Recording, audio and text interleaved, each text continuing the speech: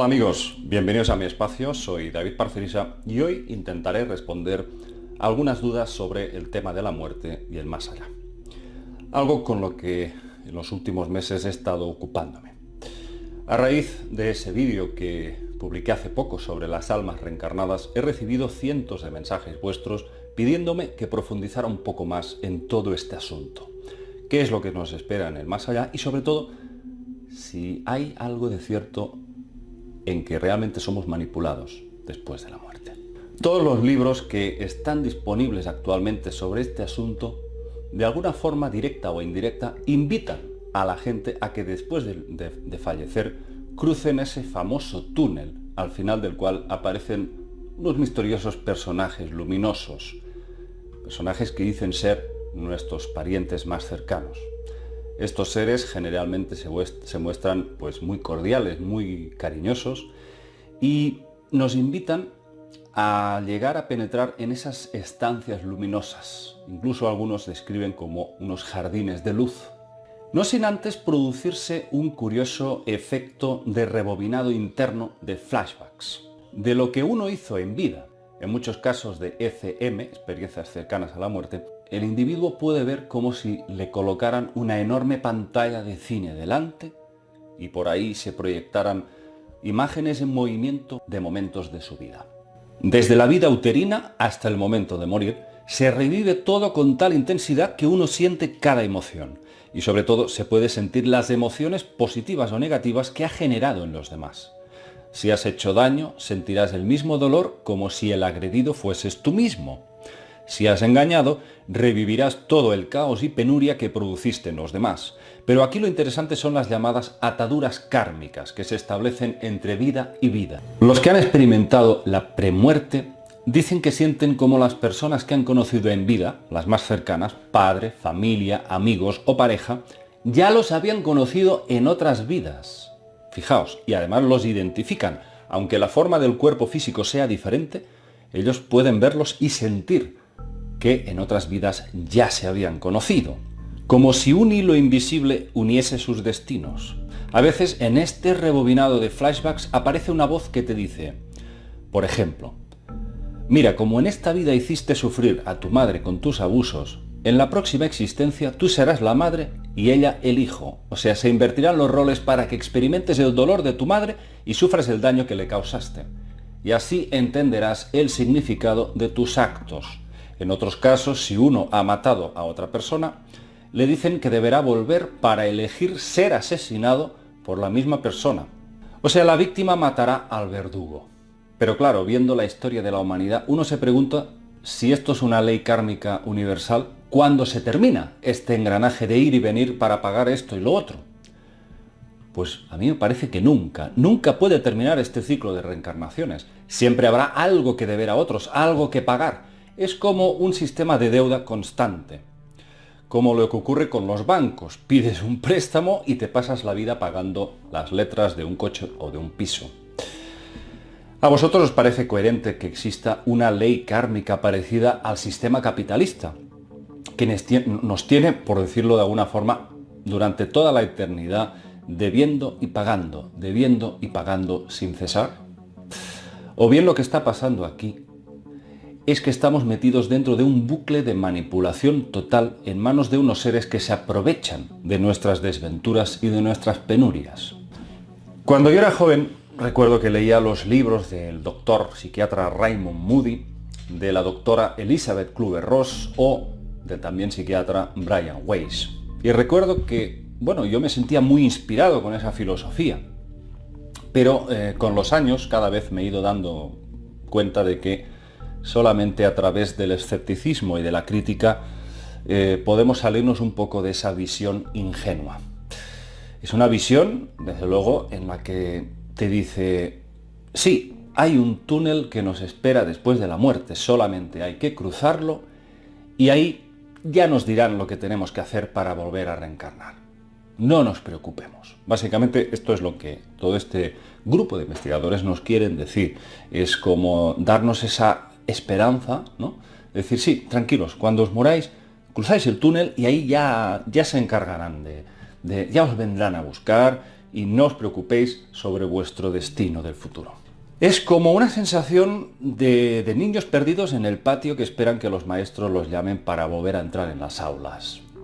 A todos estos libros, estos autores te decían básicamente que el propósito de reencarnar es mejorar, aprender a través de experiencias. Incluso hay gente que dice haber vivido cientos de vidas. Todas ellas con muertes espantosas, avatares infinitos y mil experiencias. A menudo te dicen que todos hemos sido violadores, asesinos, santos y víctimas. Hemos sido ya de todo.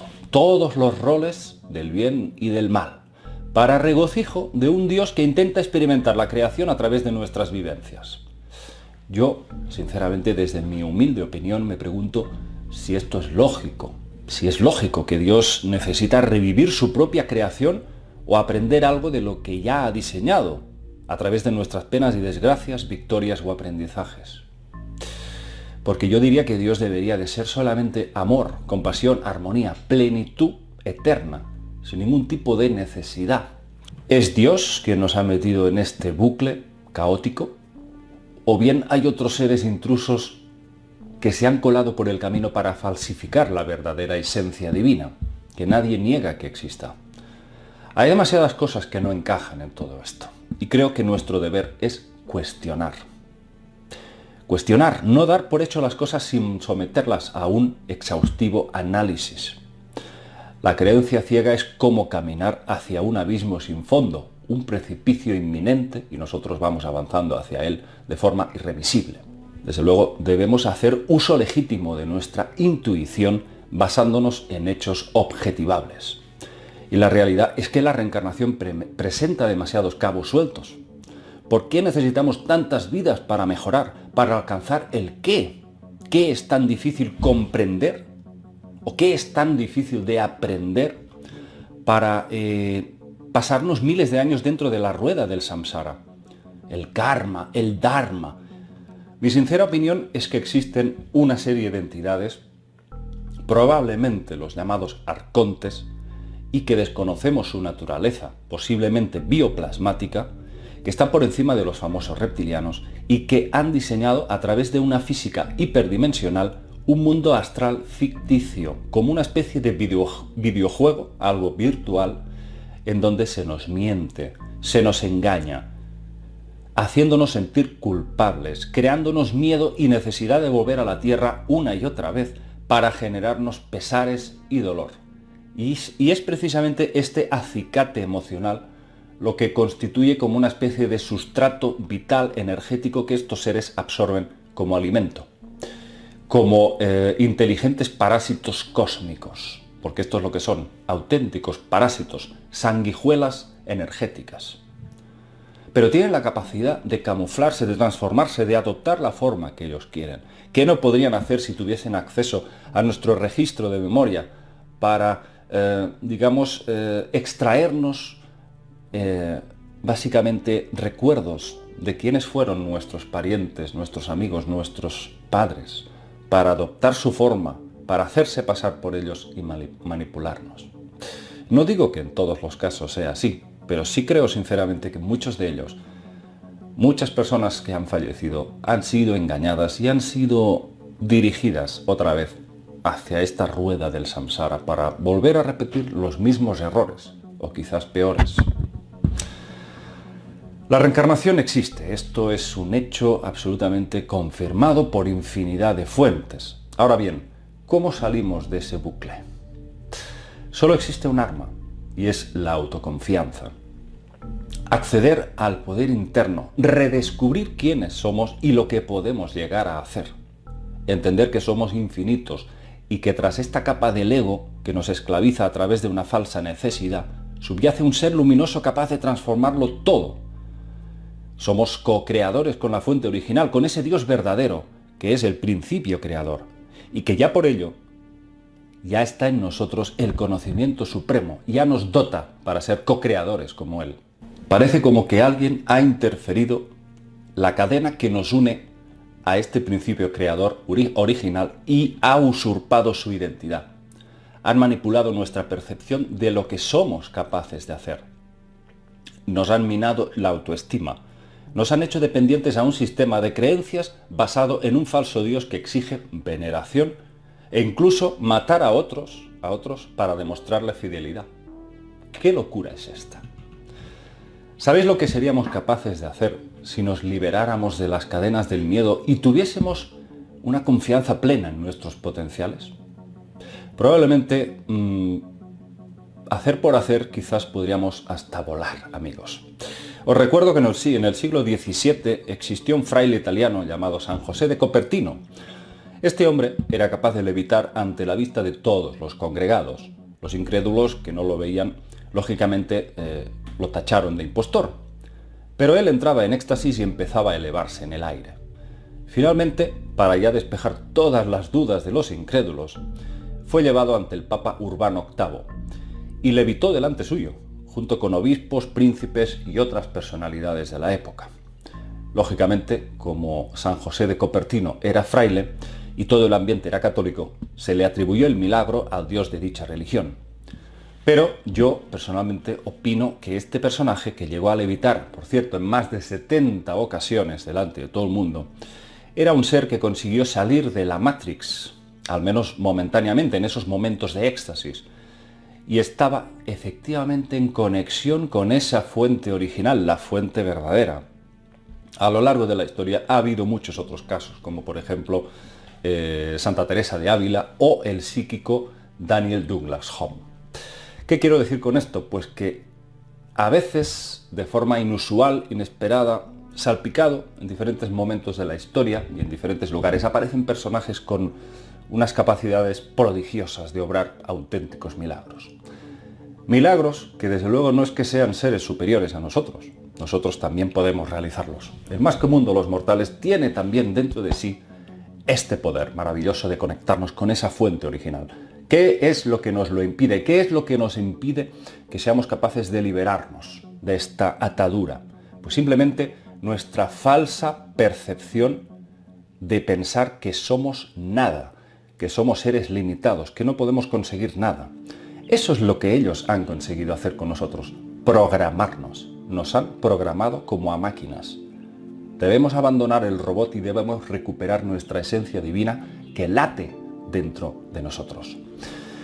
Y pienso que verdaderamente somos capaces de elevarnos hacia otros planos, hacia otras dimensiones de la conciencia, mucho más evolucionados. Simplemente se trata de una cuestión de autoconfianza. Para llegar a ese nivel nos parece imposible y hay personas que dicen haber alcanzado la iluminación sin buscarlo, en un instante mágico.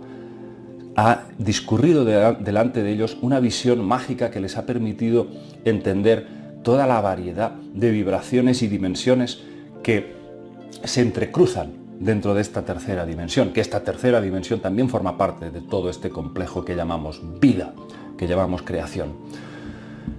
Realmente pienso que películas como Matrix han sido y siguen siendo aún hoy un referente para entender este concepto. Quizás dentro de esa película la visión era un poco vinculada al mundo de las tecnologías, de la electrónica, pero es una película que verdaderamente nos señala que existen unos seres que nos están usando como una especie de baterías, que nos tienen adormecidos y atontados con múltiples payasadas mediáticas, y mientras tanto nos están sorbiendo nuestras energías que, si nosotros supiésemos utilizarlas convenientemente, eficazmente, ya hace mucho tiempo que nos habríamos liberado, desapegado de todo este engranaje de manipulación. Es muy difícil. Bueno, lo difícil lo hacemos nosotros. Con nuestra mente limitada nos preguntamos el cómo, cuando realmente lo que deberíamos preguntarnos es ¿para qué? Esa sería la gran pregunta. Si creemos que ya tenemos ese derecho legítimo de ser libres, desde luego lo vamos a ser. Todo depende de nuestra capacidad de autoconvencernos de una vez de quiénes somos y qué podemos hacer. No me enrollo más, amigos. Espero haber invitado a la reflexión, como siempre sabéis, esa es mi sana intención. Un abrazo, amigos, y nos vemos en el próximo vídeo.